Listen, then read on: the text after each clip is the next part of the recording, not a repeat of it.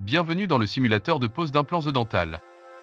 Avant de lancer la simulation, nous allons vous expliquer le fonctionnement des interactions. Vous pouvez interagir avec des interfaces grâce à la gâchette située sous votre index. Essayez sur ce bouton. Bien. À présent, saisissez l'objet devant vous en pressant une fois la gâchette. Ramenez-le vers vous, puis survolez le plateau pour le reposer. Parfait. Vous pourrez parfois utiliser l'objet sur une cible. Pour ce faire, amenez l'objet dans la zone en surbrillance sur votre droite. Pour certaines opérations requérant de la précision, vous pourrez bénéficier d'une aide visuelle, activable au moyen d'un buzzer. Nous vous conseillons de l'activer pour votre première simulation et de le désactiver par la suite. Activez et désactivez le buzzer pour poursuivre. Pour terminer, la manipulation de certaines radios se fera directement à l'aide de votre manette. Saisissez le transparent devant vous et faites-le glisser jusqu'à la zone indiquée.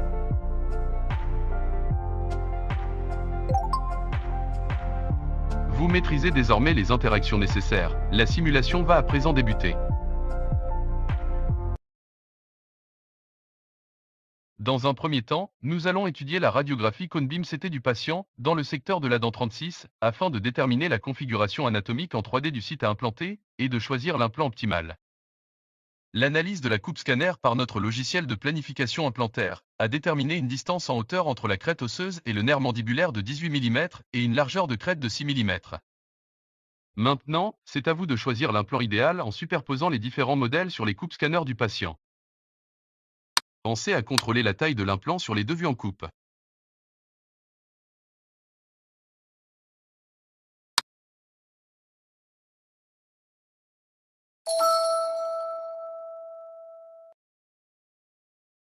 Parfait. Dans le cas de figure présentée, l'implant le plus adapté est celui de 4,1 mm de diamètre et 11,5 mm de longueur, car il offre la plus grande surface de contact avec l'os mandibulaire sans risquer d'atteindre le nerf. Passons à présent à la pose de l'implant.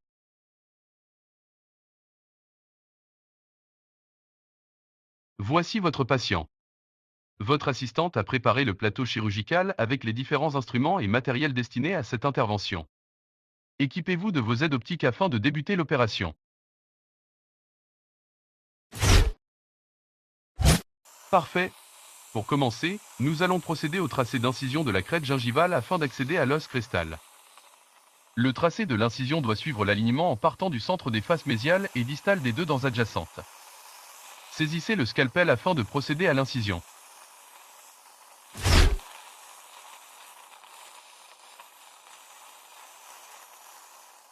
Parfait, vous pouvez à présent débuter la séquence de forage et créer le site implantaire. Saisissez le contre-angle et équipez le forêt de 2 mm afin de commencer l'opération.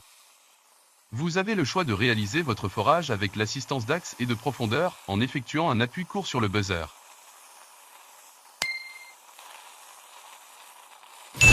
La rotation du forêt, activée habituellement au moyen d'une pédale, se fera ici automatiquement à l'approche de la mâchoire.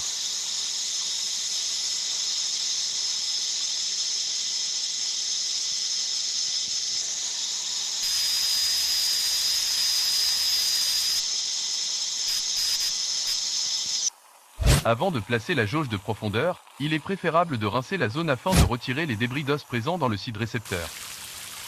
À présent, saisissez la jauge afin de vérifier l'orientation et la profondeur du site receveur. Nous allons réaliser une radiographie rétro-alvéolaire pour contrôler cette phase.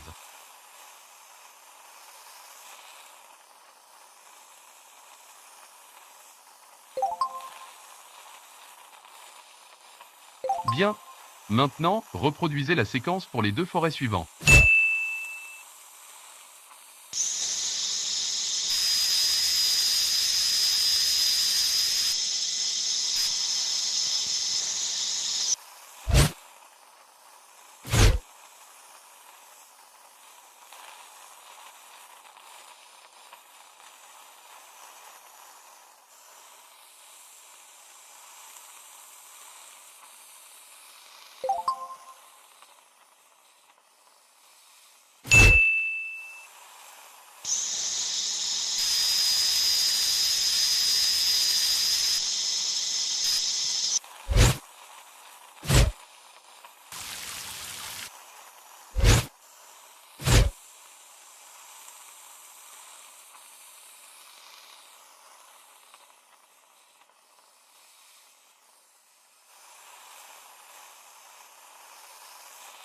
Il est temps de mettre en place l'implant. Votre assistante vient de placer le pack de l'implant sur le plateau et procède à l'ouverture du contenant stérile. Saisissez le contre-angle et équipez l'implant. Positionnez l'implant dans la zone de forage.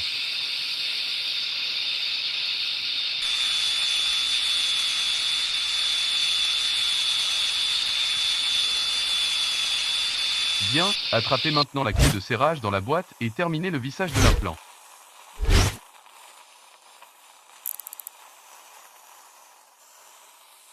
Parfait, à présent, saisissez et positionnez la vis de couverture.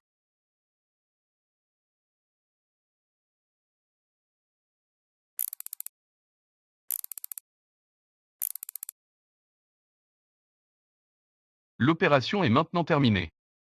La pose de la prothèse aura lieu dans quelques mois, lorsque la cicatrisation sera effective.